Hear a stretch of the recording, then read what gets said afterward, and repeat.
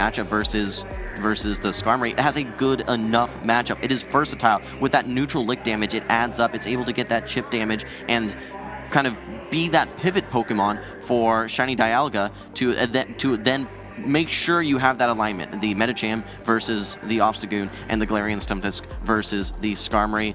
I mean, we saw that one play out. We get that advanced information. We can see it on our screen. Shiny Dialga is not able to see his opponent's team, yet he still knows early on in the game exactly what's going on.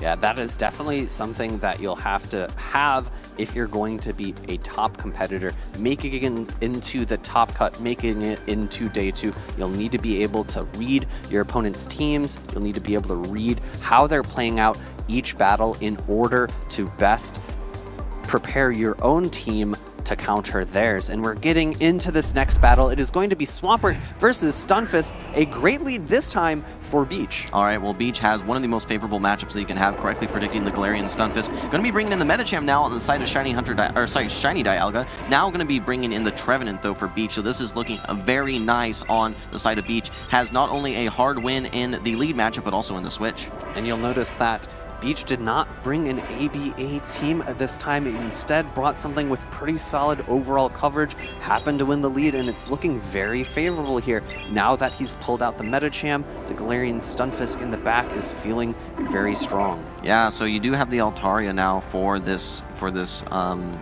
Trevenant, but keep in mind, this Trevenant we've seen time and time again able to reach for those Shadow Balls, and okay, no, instead wants to bring in the Galarian Stunfisk, opting to instead preserve the Altaria for that Swampert that we've seen earlier in the lead. But there's going to be an answer for this Altaria, and that's going to be the Galarian Stunfisk. This one's looking really good for Beach, but is there a way for Shiny Dialga to come back? I'm not quite sure. I think I agree with the decision to not prioritize the Galarian Stunfisk, given that you've seen the Swampert on Beach's side. Shiny Dialga does not know that there's a Galarian Stunfisk in the back, and I think that the Altaria versus the Galarian Stunfisk's matchup is going to be a little bit more favorable than the Swampert versus Galarian Stunfisk. We do see a no-shield on the Earthquake. This is going to do a lot of damage. We see an immediate swap out into the Altaria, trying to catch a charge move, but does not, and now we get that matchup I was talking about, the Altaria versus Stunfisk. Yeah, I think that this is honestly great recognition from both trainers. I think that Shiny Dialga says, hey, I know that my Galarian Stunfisk doesn't have too much play because of the Swampert, but at the same time, Beach is recognizing, all right, well, my Swampert, this Galarian Stunfisk is mostly out of the way at this point. That's the sole purpose that I brought this Swampert to begin with. Now that the Galarian Stunfisk is most of the way out of the way, I can go ahead and no-shield this Earthquake. So yeah, it's going to lead to this back matchup here, which fortunately for Beach is a very positive one. It's going to be resisting all of the Dragon Breaths, resisting the Moonblast, resisting the Sky Attacks, and able to hit super effective with these Rock Slides here. Yeah, for Shiny Dialga to be able to come out of this negative matchup into a potential win position, I think he's going to have to make some maneuvers once his switch clock comes back up. Of course, Beach is going to only be throwing the lower energy Rock Slides and has the positioning to be able to overfarm to multiple Rock Slides each time, and starting to use his shields. I think you have to at this point, even though again it's the resisted Sky Attacks, but you can't let your Galarian Stunfisk get too low.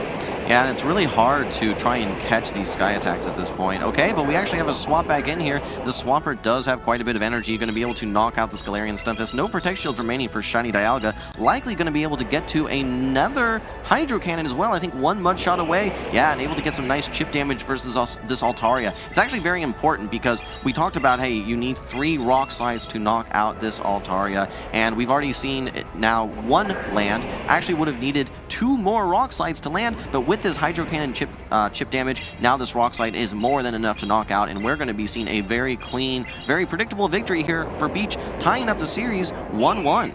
Yeah, great recognition there at the end by Beach that Shiny Dialga's best ability to come back into that game was by catching a Rock Slide from